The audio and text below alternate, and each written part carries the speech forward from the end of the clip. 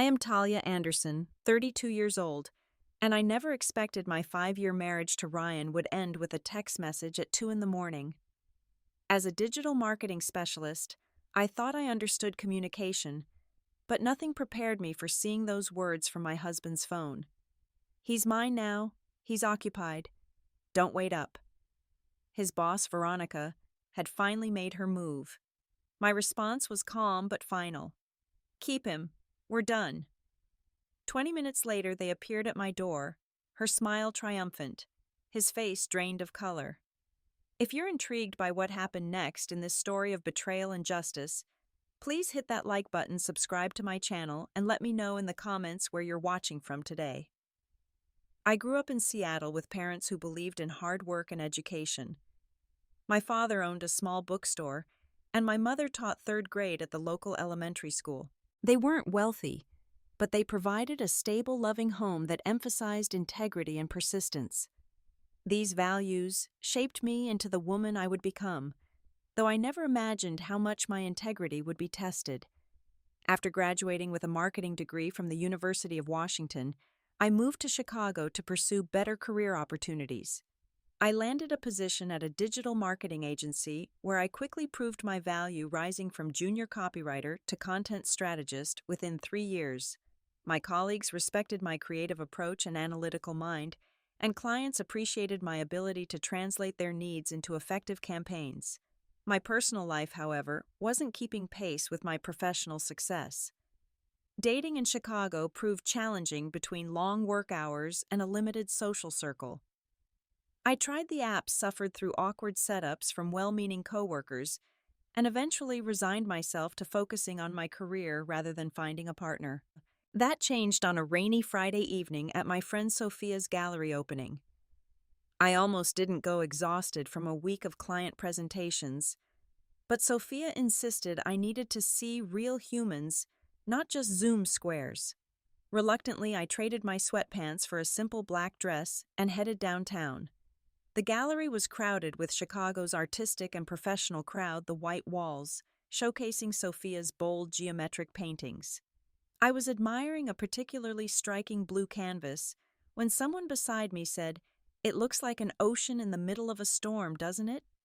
I turned to find a tall man with kind brown eyes and an easy smile. He introduced himself as Ryan Anderson, an investment analyst who knew Sophia through his sister. Our conversation flowed effortlessly from art to books to our shared love of hole-in-the-wall restaurants. When the gallery began to empty, Ryan asked if I'd like to continue our conversation over late-night pancakes at a nearby diner. By the time we finished our maple syrup-soaked midnight breakfast, I felt a connection I hadn't experienced in years. Ryan was ambitious but grounded, intelligent without being condescending. He spoke passionately about his work in corporate finance, but listened just as intently when I described my marketing projects. Our relationship developed naturally from that first night. Weekend brunches led to weeknight dinners, which evolved into spending most nights at each other's apartments. Ryan's ambition complemented my own drive, and we understood each other's dedication to our careers. We celebrated each other's successes and provided comfort during inevitable setbacks. For the first time, I found myself with a partner who felt like a true equal. 2 years after our gallery meeting, Ryan proposed during a weekend trip to Michigan's wine country. The ring was exactly my style, a simple emerald-cut diamond on a platinum band. "I noticed you always wear silver, never gold," he explained, proving his attentiveness to even small details. We married 6 months later in a ceremony that reflected our personalities, elegant but unpretentious, held at a renovated warehouse with string lights and farm tables. Our vows emphasized partnership, respect, and supporting each other's dreams. After honeymooning in Portugal, we returned to Chicago and purchased a 3-bedroom condo in Lincoln Park. The space was perfect, a home office for each of us, room for future children, and a balcony overlooking the neighborhood's leafy streets. We settled into married life with the ease of 2 puzzle pieces finally finding their match. By this time, I had moved to a larger marketing firm as a digital marketing manager, leading a team of 6. Ryan was thriving at Westbrook Financial, where his analytical skills and work ethic had caught the attention of senior leadership. We maintained a comfortable balance between our careers and personal lives, cooking together most weeknights and exploring Chicago's neighborhoods on weekends. Our support for each other was unwavering. When Ryan spent weeks preparing for a major client presentation, I rearranged my schedule to give him space and brought dinner to his office during late nights. When I was offered a significant promotion that would require relocation to New York, Ryan and I discussed it thoroughly before I decided to decline. Our marriage mattered more than any single career opportunity. "We'll find other paths to success right here," Ryan assured me. Together. For the first 2 years of marriage, we navigated life as a team. We discussed starting a family soon, agreeing to revisit the conversation after our third anniversary. We handled disagreements with communication and compromise. My tendency to work late balanced against his preference for early mornings. His desire for spontaneity tempered by my need for planning. Nothing seemed insurmountable when faced together. Then Westbrook Financial hired Veronica Morgan as their new chief financial officer. Ryan came home bubbling with excitement the day the announcement was made. "She's brilliant, Tal," he said, using my nickname as he opened a bottle of wine to celebrate. Harvard MBA turned around 3 struggling companies featured in Forbes 40 Under 40 last year. I can learn so much from her. I was happy for Ryan's enthusiasm. Having a successful female mentor could be valuable for his career, and I appreciated his respect for women in leadership. When he mentioned Veronica had specifically requested him for her team, I felt proud of my husband's accomplishments. She said my analysis on the Henderson portfolio caught her attention. Ryan explained, his face flushed with pride. "She thinks I have potential to move up quickly." I raised my glass. "To your bright future." Neither of us realized that this moment marked the beginning of our end, that Veronica Morgan would systematically dismantle what we had built together. The foundation of our marriage had been strong, but we were about to face a test we hadn't prepared for. The changes in our marriage happened so gradually that at first I barely noticed them. Ryan began staying at the office later, explaining that Veronica expected her team to match her legendary work ethic. "She's there until 8 or 9 most nights," he told me. "She says the most valuable analysis happens after hours when the market closes and we can think more clearly." I tried to be understanding. Ryan had always been ambitious, and working directly with the CFO was an incredible opportunity. If that meant adjusting our dinner time or occasionally reheating his plate, it seemed a small sacrifice for his career advancement. But soon, late nights became the norm rather than the exception. Ryan would text at 6:30, "Starting a new analysis with Veronica. Don't wait up." Our shared meals dwindled from 5 nights a week to 3, then to weekend brunches only. Even those became subject to interruption when his phone would ping with messages from Veronica. "She never stops working," Ryan would say, admiration clear in his voice as he responded to yet another urgent request. I noticed Ryan mentioning Veronica with increasing frequency. "Veronica says this approach to market analysis is outdated." "Veronica recommended this book on investment strategy." "Veronica thinks I should focus more on emerging markets." His admiration for her business acumen seemed to border on reverence. 3 months after Veronica's arrival at Westbrook, Ryan began declining weekend plans with our friends. A hiking trip we'd planned with his college roommate was canceled because Veronica had asked Ryan to help prepare for Monday's board meeting. Our standing Sunday dinner with my parents became a solo appearance on my part, more often than not. "Mom asked where you were again," I told him after the 3rd consecutive dinner he'd missed. "Did you explain about the Peterson account?" he asked, barely looking up from his laptop. "Yes, just like I explained about the Thornton presentation last week and the quarterly forecast the week before." He finally glanced up, seeming to notice my frustration. "I'm sorry, Tal. This is temporary. Veronica is positioning our team for the executive track. A few months of sacrifice now means years of benefit later." I wanted to believe him. I wanted to be the supportive wife who understood career demands. But something felt off about the intensity of his dedication to Veronica's every request. Around this time, Ryan became uncharacteristically protective of his phone. He began taking calls in another room, angling his screen away when I walked by, and changed his password for the first time in our relationship. When I asked about it casually, his explanation came too quickly. Client confidentiality. Veronica insists we take extra precautions with sensitive financial data. Ryan's appearance began changing as well.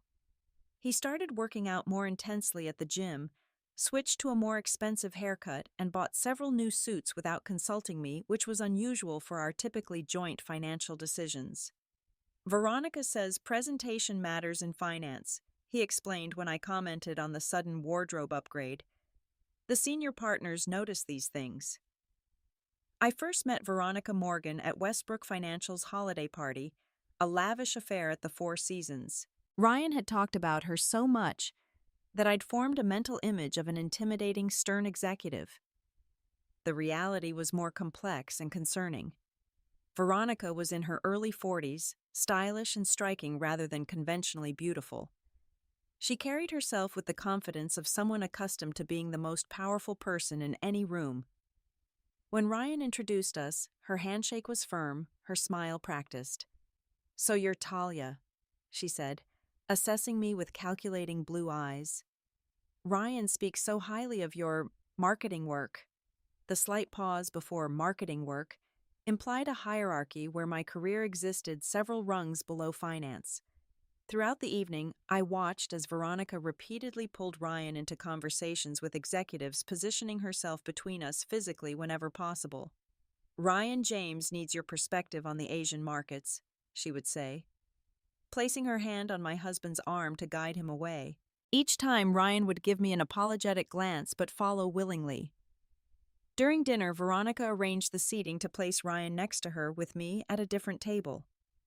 When I managed to join a conversation with them later, Veronica interrupted my comments with, "Well, actually," corrections, or ignored them entirely to ask Ryan an unrelated question. Her behavior was subtle enough that calling it out would have seemed petty. But the message was clear: she viewed me as competition, not as the wife of her employee. "What did you think of Veronica?" Ryan asked on our way home. "She seems very focused on her work," I replied carefully. "She's brilliant," he agreed enthusiastically. "Did you hear her insights on the market volatility?" I hadn't, because she hadn't included me in those conversations. As weeks passed, my concerns grew. Ryan began attending after-work events with increasing frequency, always with Veronica and her team. Business dinners extended to drinks after returning home with the faint scent of unfamiliar perfume on his collar.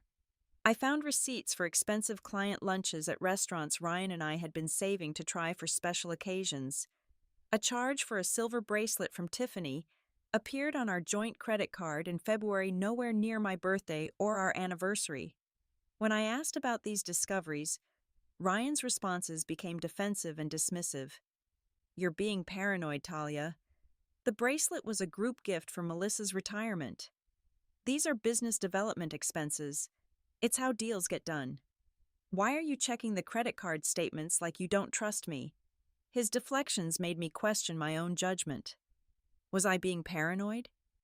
Was this simply the reality of corporate finance that I didn't understand? I began doubting myself, wondering if my concerns stemmed from insecurity rather than legitimate warning signs. Still, I tried to salvage our relationship. I suggested date nights with phones turned off, weekend getaways, to reconnect, even marriage counseling when the distance between us continued to grow. "We don't need counseling," Ryan scoffed. "We need you to understand that this is a crucial time in my career. Veronica is grooming me for senior management." The word grooming sent a chill through me, though I don't think Ryan recognized the double meaning. By spring, Ryan and I were living parallel lives in the same home.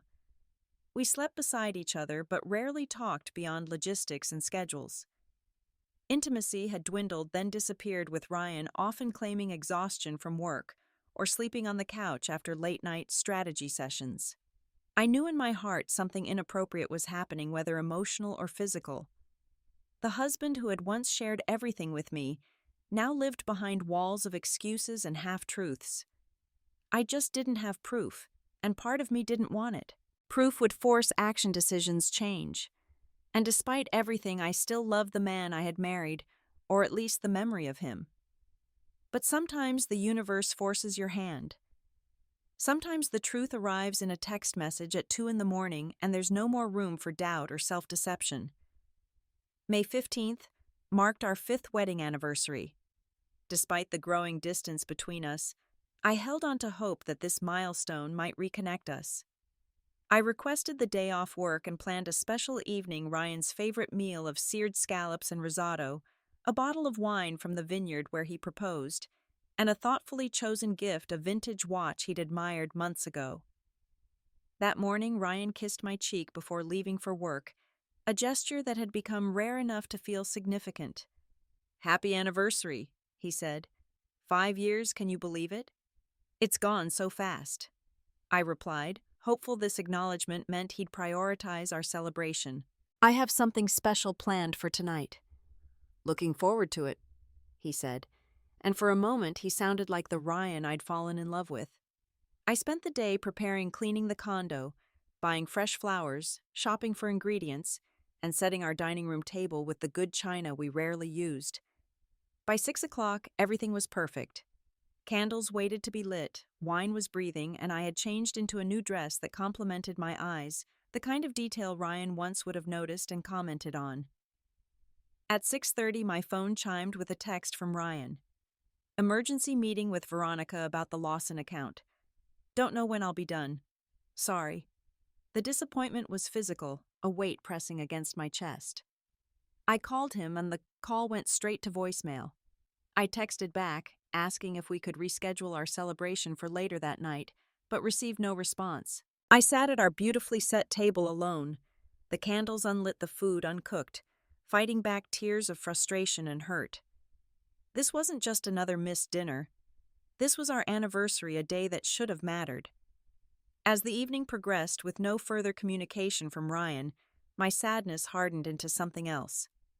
I packed the uncooked food away, poured myself a glass of our special wine, and spent the evening looking through photos from happier times. Our wedding day, our honeymoon in Portugal, weekend trips to Michigan, moments when Ryan looked at me with undisguised love and appreciation. By midnight, I had tried calling Ryan 3 more times with no answer. I considered calling hospitals, irrationally worried something had happened to him, but then remembered his emergency meeting. Veronica would certainly contact me if there was an actual emergency. I finally went to bed alone, still in my unworn dress, too emotionally exhausted to change. Sleep eluded me as I stared at the ceiling, wondering what was left of my marriage and whether it was worth fighting for. At 2 a.m., my phone lit up with a text from Ryan's number. Heart pounding, I reached for it, expecting an apology or explanation. Instead, I read, "He's mine now. He's occupied. Don't wait up." I stared at the screen, the words blurring through sudden tears. This wasn't Ryan texting. This was Veronica using my husband's phone to stake her claim, to twist the knife in my back. In that moment, something inside me broke and reformed. The pain crystallized into clarity. This wasn't just about tonight. This was the culmination of months of disrespect, lies, and betrayal. Ryan had allowed this to happen, had chosen Veronica, and whatever she offered over our 5 years together, over the life and future we had planned. With surprisingly steady hands, I typed back, "Keep him. We're done." Then I got out of bed, wiped my tears, and began methodically gathering Ryan's essential items. Some clothes, his toiletries, his laptop charger. I placed them neatly in a duffel bag by the front door. Not everything he would need to live elsewhere permanently, but enough for him to understand he wouldn't be sleeping in our bed again. The 20 minutes that followed were strangely calm. I moved through our home with purpose, removing Ryan's photos from the nightstand, taking off my wedding ring, and placing it in my jewelry box. Each action felt symbolic, the dismantling of a life I had believed in. At 2:25 a.m., the doorbell rang. I wasn't surprised. Something in Veronica's text had suggested this wasn't over, that my response had perhaps not been what she expected. I checked my appearance in the hallway mirror, composing my face into a mask of dignity before opening the door. There they stood. Veronica, her smile triumphant, designer dress slightly rumpled, and Ryan, his face drained of color, eyes wide with what looked like panic. "I don't think we've been properly introduced," Veronica said, her voice dripping with false sweetness. "I'm the woman your husband really wants." Ryan stepped forward. "Talia, it's not what it looks like. Veronica took my phone. I didn't know she was going to text you." I looked at my husband, really looked at him, and saw a stranger, a weak man caught between his ambition and his vows, unwilling to honor either fully.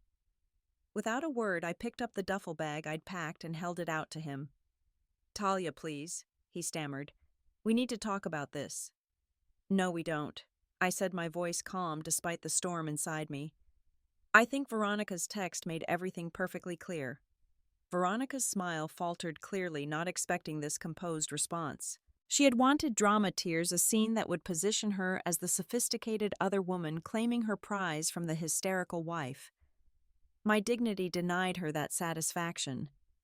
"You can't just throw away 5 years of marriage," Ryan said, not taking the bag. "I didn't throw it away," I replied. "You did. One day at a time, one lie at a time, one emergency meeting at a time." I placed the bag on the floor between us. "Your things are here. The rest you can arrange to collect later." "This is ridiculous," Veronica interjected, her composure slipping. "Ryan, tell her we're in love. Tell her how long this has been going on." The look on Ryan's face, the horror, the trapped animal panic told me everything. This hadn't been a momentary lapse in judgment. This had been ongoing, deliberate, extended. "Goodbye, Ryan," I said, and closed the door on both of them. I made it to the bathroom before collapsing, my knees buckling as the first sob tore from my throat. I cried until there were no tears left, until my throat was raw and my eyes swollen. I cried for the marriage I had believed in, for the future we had planned, for the children we would never have together. But beneath the grief was something else, something that would eventually lead me forward, a steel core of self-respect that refused to be broken by their betrayal. The week after Ryan and Veronica showed up at my door remains a blur in my memory. I called in sick to work, something I rarely did, and spent days alternating between crying jags and numb staring at walls. Friends left concerned voicemails and texts, but I couldn't bring myself to explain what had happened to make Ryan's betrayal real by putting it into words. Eventually, my friend Melissa from work showed up at my door with groceries and gentle determination. "You don't have to talk," she said, moving around my kitchen with practiced efficiency. "But you do have to eat something besides whatever cereal you've been living on." She stayed that evening, then returned the next day with more friends. They created a rotation of support people who made sure I wasn't alone for too long, who guided me through the initial shock and heartbreak. Their presence forced me to shower, to eat properly, to begin functioning again at a basic level. Ryan texted and called repeatedly that first week. I blocked his number after the third voicemail, begging me to just talk. The marriage was over. There was nothing left to discuss. On day 8 of my self-imposed isolation, I received a call from a number I didn't recognize. Thinking it might be Ryan using another phone, I almost didn't answer. Some instinct made me pick up. "Talia, this is Amanda Harrison from Westbrook." I recognized the name vaguely, a colleague of Ryan's I'd met at company events. "I know this is inappropriate," she continued when I didn't immediately respond, "but I think we need to talk. About Ryan and Veronica. You're not the first, and what's happening isn't right." We agreed to meet at a coffee shop far from Westbrook's offices. Amanda arrived looking nervous, glancing over her shoulder, as if worried about being followed. "I could lose my job for this," she said, after ordering a latte she barely touched. But after hearing what happened, I couldn't stay silent. Amanda had been at Westbrook for 8 years longer than Ryan. She explained that Veronica's behavior with my husband wasn't an isolated incident, it was a pattern she had repeated at multiple companies. "She targets married men, usually rising stars with supportive wives," Amanda explained. She uses her position of power to isolate them to make them dependent on her approval. It starts with late meetings, special projects, business trips. Then mentorship becomes something more. According to Amanda, Veronica had done this twice before at previous companies. In both cases, the marriages had ended and the men's careers had advanced under Veronica's patronage until she moved on to her next target. She gets bored once she's destroyed the marriage, Amanda said. It's about the conquest, the power, taking something that belongs to someone else. I flinched at the phrasing "people don't belong to other people," but I understood what she meant. Veronica derived satisfaction from breaking bonds, from proving she could take what others valued. Amanda revealed more disturbing details: how Veronica deliberately scheduled late-night meetings with Ryan and canceled other team members' participation at the last minute. How she had arranged unnecessary business trips to New York and Chicago, where they stayed at the same hotel.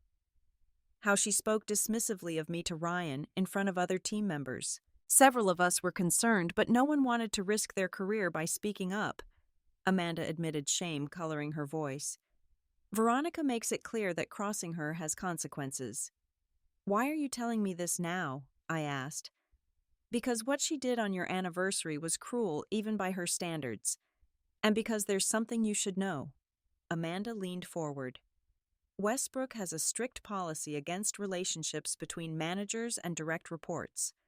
What Veronica is doing isn't just immoral, it's a violation of company policy that could cost her the promotion to CEO she's been positioning for. This information shifted something in my perspective.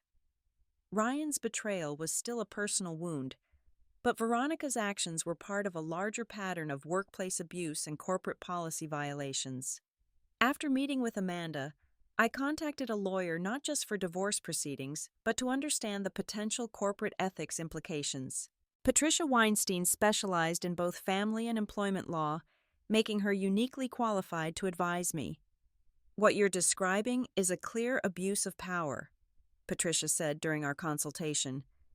Veronica used her position to manipulate your husband and create a hostile work environment. While that doesn't excuse his choices, it does raise serious corporate liability issues for Westbrook. Patricia explained how Veronica's actions constituted workplace harassment and potentially created legal exposure for the company. Companies have been sued successfully for allowing executives to engage in predatory behavior, she said, especially when there's a pattern. I began researching Veronica's background more thoroughly. Through LinkedIn and industry publications, I traced her career path. 3 companies in 7 years, each departure following a similar timeline. In each case, she had worked closely with a married male employee who subsequently divorced. Meanwhile, Ryan's attempts to contact me continued. He showed up at our condo when he knew I'd be at work and left notes under the door. He sent emails with subject lines growing increasingly desperate. Please let me explain. Then Veronica manipulated me, and finally, I made a terrible mistake. I found evidence in our shared cloud account of inappropriate emails and messages dating back months. Veronica's communications were carefully worded to maintain plausible deniability while clearly crossing professional boundaries. Ryan's responses showed his gradual shift from professional respect to emotional dependence and eventually romantic involvement. The most damning evidence came in a voicemail Ryan left after a week of my silence. Talia, please call me back. I know I've ruined everything. Veronica, she made it seem like my career depended on this. She said she could either make me or break me at Westbrook. I was weak, and I'm so sorry. But now she's threatening that if I end things, she'll say I pursued her and get me fired. I don't know what to do. This admission of Veronica's threats shifted my anger. Ryan had betrayed me, yes, but Veronica had deliberately abused her power in ways that went beyond a simple affair. Then came a message from Veronica herself, sent to my professional email. Talia, I understand you're upset, but I suggest you move on quietly. Attempting to make trouble at Westbrook would only embarrass Ryan further and potentially damage your own professional reputation. Chicago's business community is smaller than you might think. The thinly veiled threat crystallized my resolve. This wasn't just about my failed marriage anymore. This was about a pattern of predatory behavior that had hurt multiple families and would likely continue if unchecked. I didn't respond to either of them.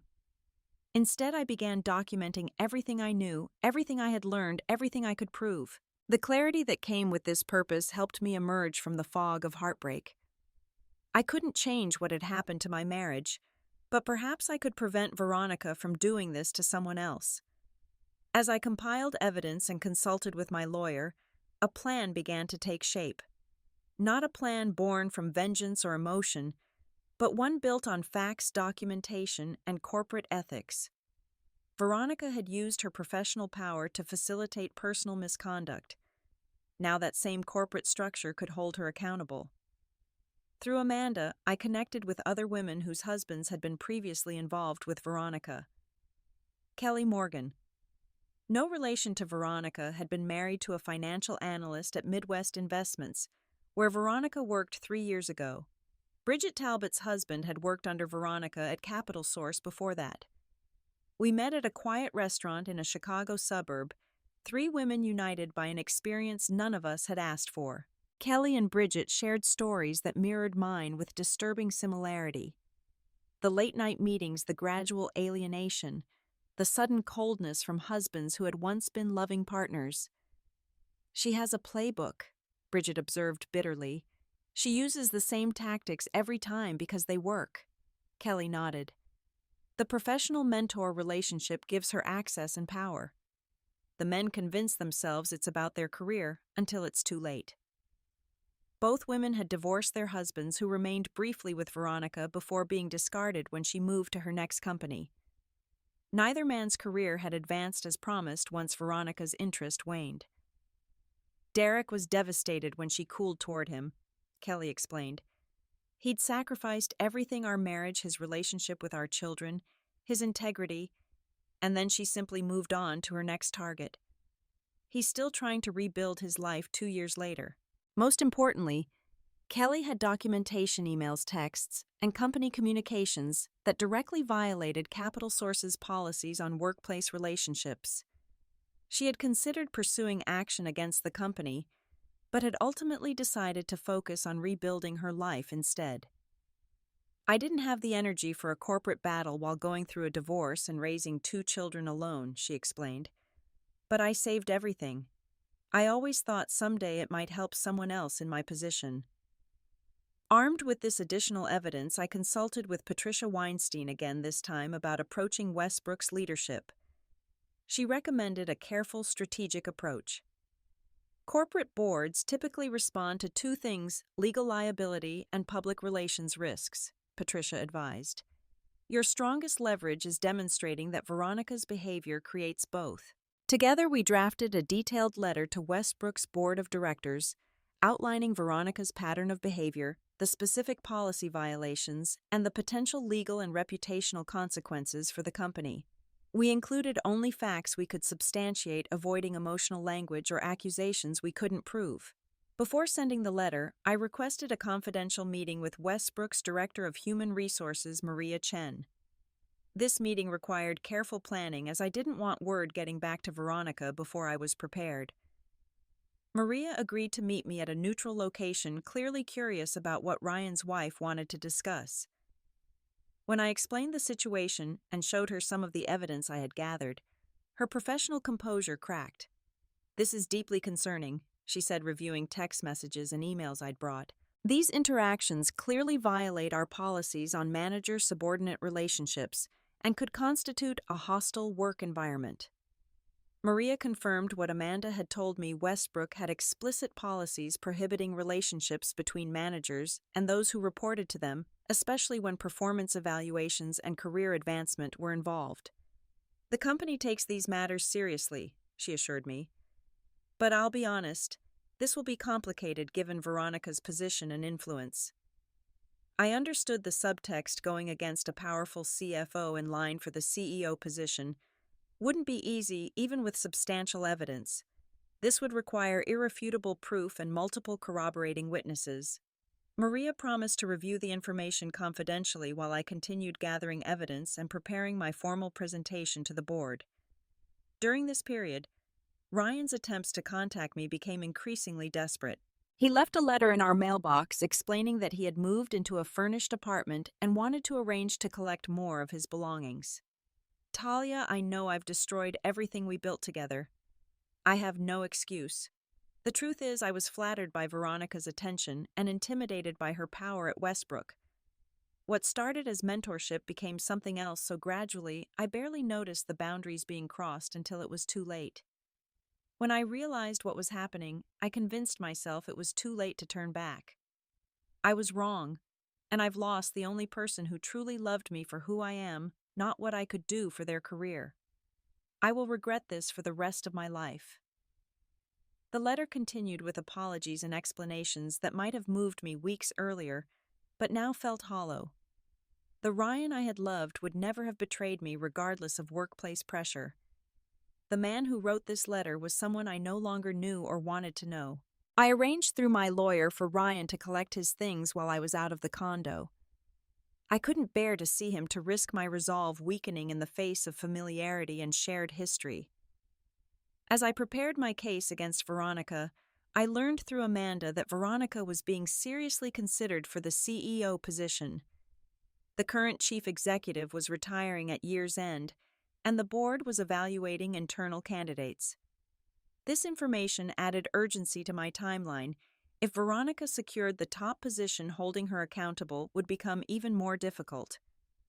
3 weeks after the night Veronica texted me, I had assembled a compelling case documentation of policy violations testimony from current and former employees willing to speak evidence of Veronica's pattern of behavior across multiple companies and expert legal opinion on the potential liability for Westbrook. Rather than going public with these allegations, which might have provided emotional satisfaction, but risked being dismissed as the actions of a vengeful wife, I requested a formal board investigation through proper channels.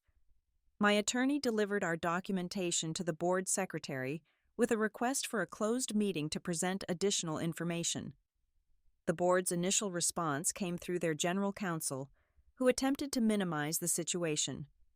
While we take these allegations seriously, what appears to be a personal matter between your client, her husband, and Ms. Morgan may not warrant board-level intervention. My lawyer's response was firm. This is not merely a personal matter, but a documented pattern of workplace misconduct creating significant liability for Westbrook Financial. My client is providing the opportunity to address this internally before exploring other remedies. The implied threat of potential legal action or public disclosure achieved its purpose. Within 48 hours, I received an invitation to present to a special committee of the board the following week. I prepared methodically, rehearsing my presentation with Patricia anticipating questions and objections, gathering additional supporting documents. This would be my one opportunity to make the board understand the seriousness of Veronica's misconduct. The night before the presentation, Veronica called me directly, her voice honey smooth, but with an underlying tension. Talia, I understand you've been speaking with people at Westbrook. I think there's been a misunderstanding that we should clear up privately. Perhaps we could meet for coffee. I don't think that would be productive, I replied, keeping my voice neutral.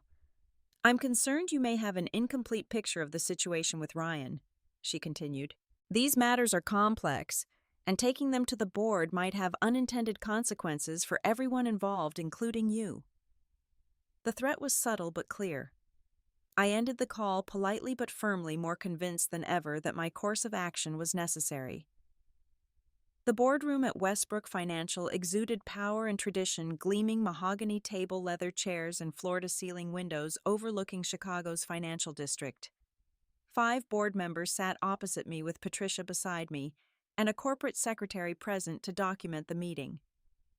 I had dressed with careful consideration, a navy suit that conveyed seriousness without seeming severe, minimal jewelry, subtle makeup. I needed to project professionalism and credibility, not emotional distress. Thank you for meeting with me, I began, my voice steady despite my racing heart. I'm here to present evidence of a pattern of misconduct by Veronica Morgan that violates Westbrook's policies and creates potential liability for the company. For the next 30 minutes, I methodically presented my case.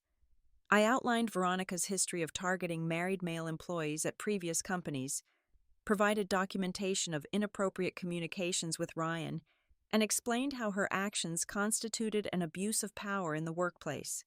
I included testimony from Amanda and 2 other current employees who had witnessed Veronica's inappropriate behavior. Their statements had been recorded with their permission and transcribed for the board's review. The board members listened with carefully neutral expressions, occasionally asking clarifying questions. Their poker faces revealed nothing about their thoughts, but their growing attention suggested they recognized the seriousness of the situation. "What you've presented is concerning," said Edward Blackwell, the board chairman, after I finished. "However, we would need to hear Ms. Morgan's perspective before taking any action." "Of course," I agreed. "A fair investigation should include all parties." "May I ask what outcome you're seeking?" inquired Janet Foster, the only female board member. "I'm not seeking financial compensation," I clarified. "My goal is to ensure Westbrook addresses this pattern of behavior and implements safeguards to prevent similar situations in the future." As the meeting concluded, the board assured me they would investigate the allegations thoroughly. I left feeling drained but satisfied that I had presented a compelling case based on facts rather than emotions. 3 days later, Veronica was called into an emergency meeting with the board.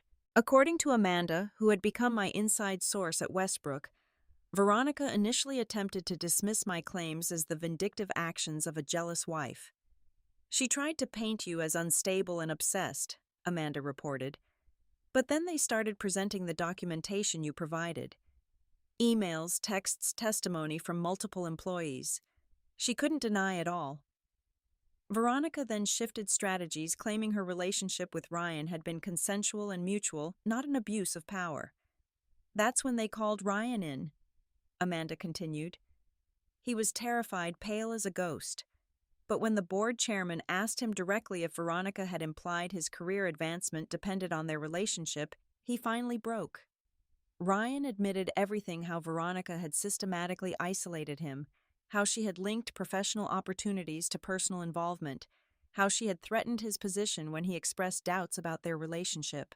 "It was like watching someone finally tell the truth after holding it in forever," Amanda said. "Once he started, he couldn't stop. He told them about other employees she'd pressured about comments she'd made regarding the board members themselves. It was a complete meltdown." The board placed Veronica on immediate administrative leave pending a formal investigation. News of this development spread quickly through industry channels, with speculation about the reasons ranging from financial impropriety to strategic disagreements. I maintained my silence, refusing interview requests from financial publications seeking insight into the sudden change in Westbrook's leadership. This wasn't about public vindication for me. It was about accountability and preventing future harm. The formal investigation expanded beyond my initial complaint, examining Veronica's conduct throughout her tenure at Westbrook and contacting her previous employers. Additional employees came forward with their experiences, painting a picture of systematic misconduct that went beyond her targeting of married men to include bullying, favoritism, and retaliatory practices. 2 weeks into the investigation, I received a text from an unknown number. "We need to talk.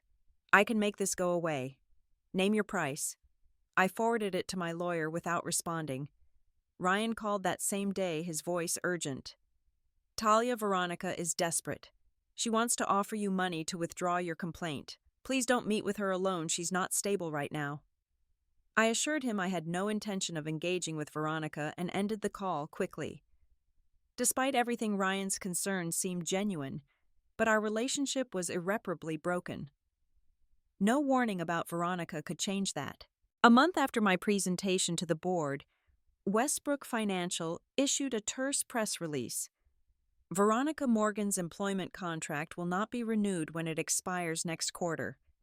CFO responsibilities will be assumed by acting CFO Thomas Warren until a permanent replacement is selected." The statement included no details about the reasons for this decision, but industry insiders connected it to the mysterious investigation that had been ongoing. Veronica's reputation in financial circles once sterling began to show cracks as whispers circulated. The board implemented new anti-harassment policies, mandatory training for all management personnel, and enhanced reporting procedures for employees experiencing inappropriate workplace conduct. These changes were presented as routine updates to corporate governance, but everyone at Westbrook understood their true catalyst. Ryan was transferred to a different department, effectively demoted without being terminated. This compromise reflected the board's recognition of Veronica's greater culpability, while still holding Ryan accountable for his own choices.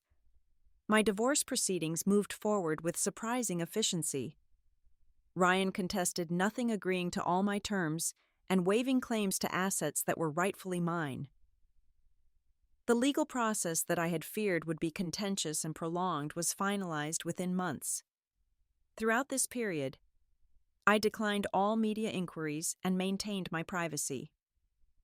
Several industry publications attempted to connect Veronica's departure with rumors of inappropriate conduct, but without confirmation from Westbrook or on the record sources, they could only speculate. This strategic silence preserved my dignity while allowing the professional consequences to unfold naturally. Veronica's reputation suffered not from public accusation, but from the quiet withdrawal of industry support. Her board positions at other companies were not renewed. Speaking engagements dried up. The CEO positions she had been considered for suddenly went to other candidates. The most powerful revenge wasn't a public takedown, but the natural consequences of her own actions finally catching up with her. Her legacy of manipulation and abuse of power had ended not with a scandal but with a quiet professional exile. As for me, I had reclaimed my power not through emotional outbursts or public denouncements, but through methodical documentation, strategic action, and unwavering dignity. In doing so, I had not only addressed my personal betrayal, but potentially protected others from similar experiences. The night after my divorce was finalized, I sat on my balcony watching the Chicago sunset, feeling a complex mix of grief, relief, and resolution. The marriage I had believed would last forever was over, but I had emerged with my integrity intact and a new understanding of my own strength. 1 year after the night that ended my marriage, I stood in my new office overlooking Lake Michigan, unpacking the last box of personal items. The wall behind my desk displayed my new business card, Talia Anderson, Director of Digital Strategy, Meridian Partners. The job offer had come unexpectedly 3 months after the Westbrook investigation concluded. Meridian Partners was Westbrook's primary competitor, and their CEO, David Chen, had approached me through a recruiter. "We've been impressed by your professional handling of a difficult situation," David said during our first meeting. "That kind of integrity and strategic thinking is exactly what we value at Meridian." I had been hesitant at first, concerned that the offer might be motivated by corporate rivalry rather than my qualifications. But after several substantive discussions about Meridian's digital marketing needs and my vision for their strategy, I was convinced the opportunity was genuine. My role at Meridian came with a significant salary increase and leadership responsibilities I hadn't held in my previous position. The company culture emphasized work-life balance and ethical business practices, with policies that explicitly prohibited the kind of power dynamics that had facilitated Veronica's behavior. The professional advancement was gratifying, but the personal rebuilding had been equally important. I had sold the condo filled with memories of my marriage and purchased a smaller but brighter apartment in a different neighborhood. The fresh start extended to my surroundings as well as my career. Therapy had been essential to my healing process. Dr. Sarah Friedman helped me work through the complex emotions of betrayal, self-doubt, and grief that lingered even as my external circumstances improved. "You handled the situation with remarkable composure," Dr. Friedman observed during one session, "but it's important to acknowledge the pain beneath that composure." With her guidance, I allowed myself to feel the full spectrum of emotions I had suppressed while focused on the Westbrook investigation. I cried for the future I had planned with Ryan, for the children we would never have, for the trust that had been irrevocably broken. Gradually, these sessions shifted from processing grief to rediscovering myself. Who was I beyond being Ryan's wife? What did I want from this unexpected new chapter of life? What boundaries and expectations would I establish in future relationships? I reconnected with passions I had neglected during my marriage, photography, hiking, cooking classes. I joined a professional women's network that provided both social connections and mentorship opportunities. Through this group, I began mentoring younger women in marketing, sharing both professional guidance and subtle lessons about maintaining boundaries in workplace relationships.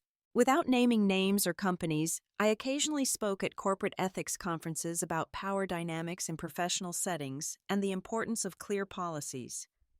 These presentations focused on systemic solutions rather than personal experiences, but they allowed me to transform my painful experience into something constructive. 6 months after my divorce, I encountered Ryan unexpectedly at a coffee shop in the financial district. The immediate surge of emotion, surprise, lingering, hurt, unwanted concern surprised me. I had thought myself past such reactions. He looked different somehow, smaller, less certain, more human than the polished financial analyst who had shared my life.